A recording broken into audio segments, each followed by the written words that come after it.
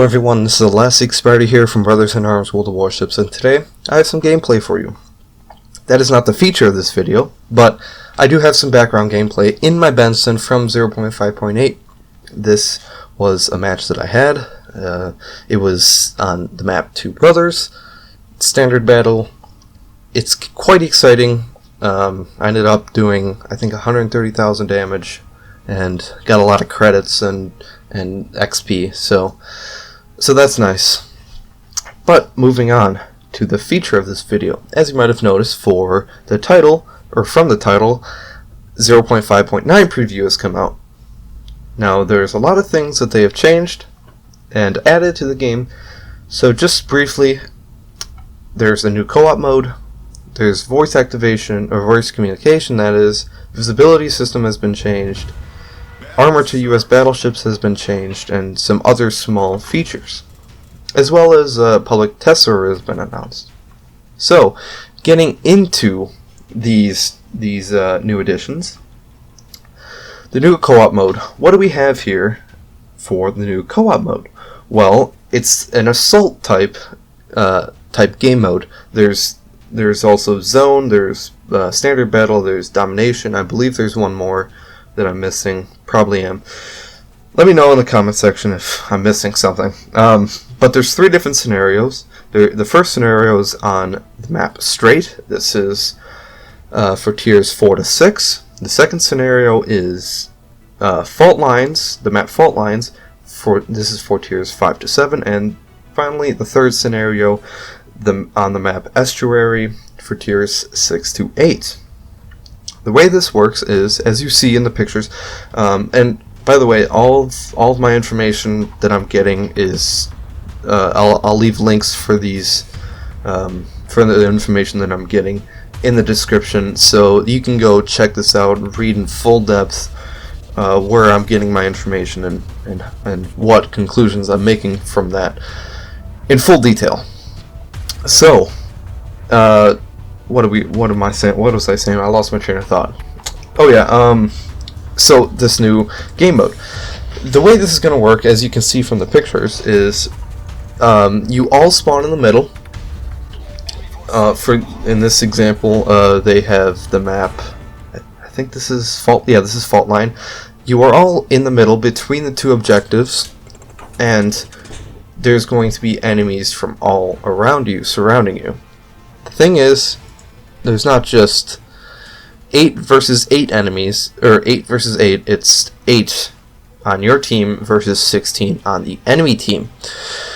So this is naturally going to be more difficult. You have more ships shooting at you while you have the same amount of hit points. So it is going to be more difficult, even though a lot of people have said that bots aren't, they're kind of lousy, but it is going to be more difficult. So that's one thing. Now, the way this works is, it sounds like when you destroy an enemy, right now they have all the enemy values set to the same.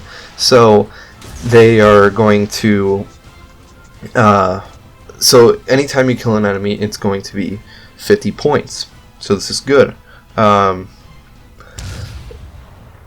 And the way that it works, the way that you win, is that once you reach 1,000 points, you win. So you have to fend off all of these enemies, and once you kill all of them or most of them, then you get the win. I don't know why that was so hard to say, but you get the win. The way you lose is, I'm assuming, either all of your ships get destroyed, or you lose by letting them cap an objective. And it just says a objective, so I'm assuming 1. So I'm assuming that the enemy only has to capture 1 objective, and then that's game over. So this is a fun little kind of like horde mode, I guess. So it's a nice new addition to the game, and people that play co-op or people that don't play co-op now have a new reason to. So now, let's move on to voice activation, or voice communication. I already screwed it up. But voice communication, the way this is going to work is you can now voice communicate through the game client within divisions. So this is nice. You don't have to use a third-party software such as Razorcom's, Skype, or I don't know why you'd use Skype, but TeamSpeak, things like that. So you can now communicate within divisions. There's several features that you can choose from. You can either do voice activation or push to talk. You can change the volume of the people that you're talking to, and you can also change the microphone sensitivity, which is nice, just in case you have some external background noise that you kind of want to limit, so you can get closer to the mic and kind of eliminate that. So that's nice. The only thing that I'm wondering here is how this, if you're not in a division, does it still work? Can you communicate with your teammates without having to be in a division, instead of having to type in chat? Because I know a lot of people type very slowly, and they would prefer to communicate via their voice. So I hope that's an addition that they add. But that's all I have for voice communication. Now, the visibility has changed quite dramatically. They have finally added the display of smoke boundaries. This has been popular mods. I think they mentioned Hedgehog in the Fog. I personally use the Aslan's mod, which with the smoke boundaries enabled. So this will be a new feature in the game, so that is very good. I like that.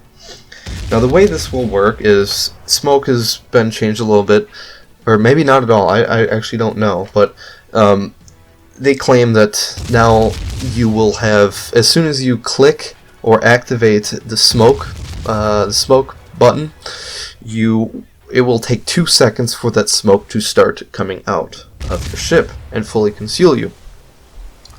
So that's kind of a good addition, kind of a bad addition, I don't know, but it is an addition nonetheless.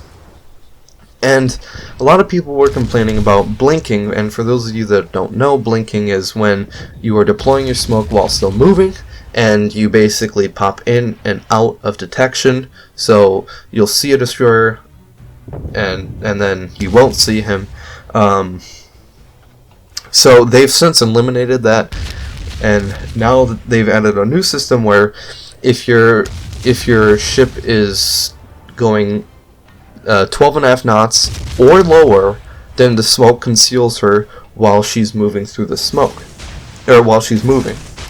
Now, if the ship speed is greater than 12.5 knots, the smoke will not conceal her.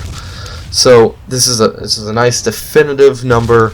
And by the way, these numbers are subject to change depending on the public test results, which I'll talk about in a minute. But as it stands right now, those are the values. It's nice to have those values in there. Now, situational awareness has also been changed. Actually, it's been removed completely. The way they've decided on this is they've thought, well, a lot of players are using situational awareness, so it might just be best just to remove it completely for the game and make it just a part of the game. So a lot of you might be wondering, oh, Elastic Spider, well, that's the only tier 1 perk that I have. How is this going to work? Well, they've thought about this, and the way they've worded it is that if situational awareness is your only tier 1 perk, then it will be removed and then set to basic survivability. Now, I have a problem with this because some ships, for example, my Des Moines, for example, although I do have ship survivability on it, it might not be the captain perk that I want. Sorry, another brain fart apparently. But it might not be the captain perk that I want. So I would rather prefer them to just basically give me all my points back and let me redistribute them how I like, because I find that, you know, just giving everyone ship survivability, it's you know, I might not want it. I might want some other captain points. So I think that they should really change this from giving you ship survivability to just be able to retrain your captain and redistribute the points how you like. Now, if you have, let's say you have situational awareness and any other tier 1 perk, the way this is going to work is situational awareness will be removed and you will just be left with that other tier 1 perk. Now, you also get the point back for situational awareness, so you do get that extra point, but I think just in general they should, since they're removing situational awareness, you should just be able to respect your captains, except for if you don't have situational awareness selected at all. Then you can just keep whatever you have. So that's my personal opinion on it, but that's how they're going to work it. Some other minor changes are aircraft visibility will now be bounded by the rules that are similar for ships, so this is only a slight change. So that's that. Now the armor on the U.S. battleships has been changed slightly. They claim that they are, since the U.S. battleship models and including the British premium battleship, the Warspite, don't want to forget that, their ship models were kind of outdated, so they are since changing them and updating them to be more accurate, and they claim that this will lead to redistributing 5% of the ship's durability points around the inside of the ship. So the way that I'm thinking about this is that previously shells would, since the ship models were kind of basic, the shells would penetrate and do full damage, whereas now they may not even penetrate, or they will penetrate but they'll maybe over penetrate because of the angle or whatnot. And this, just to note, this is only for armor piercing shells. High explosive shells have no indication, no change on this new edition. So that's nice. They're updating this, and so that's nice. So some other small changes quickly here.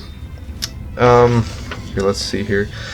Some other changes is the unique, sorry, I can't even read my handwriting. Oh, minimap settings. You can change this for each particular ship. So let's say one ship you want to have, like in my Azumo, I might want to have secondary battery battery on my minimap available, whereas on a destroyer you don't, or on a cruiser you might not want that. So they've since added unique ship settings for each ship. Now, German battleships are now in the game for developers and super testers. So you might see them, but they're not available for purchase. And then some slight map changes, visual changes. They've to Sea of Fortunes, Mountain Range, Path of the Warriors, and Estuary. They are going to feature more decorative shores. So that's that.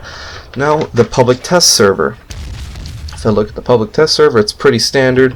It will start July 20th, 2016 at 12:30 a.m. UTC +8. I don't know the conversions exactly, but I think that's about a 12 or 13 hour difference for Eastern Standard Time. You can go look up translations, and it will end the 25th of July at 9 p.m. UTC +8. So now the rewards. The first one is if you win 3 random or cooperative battles as part of a division, you will receive 5 of every signal flag. The second reward is if you win 10 random or cooperative battles in a US battleship, you will receive 1 day's worth of premium time. And the final reward is if you get if you win 10 random or cooperative battles in a destroyer, you will receive 10 Type 6 camouflage patterns. This is the one where you get 100 XP per battle. So these are all good rewards. But that is all for me today. I hope you guys enjoyed. This is Elastic Spider from Brothers in Arms World of Warships signing out.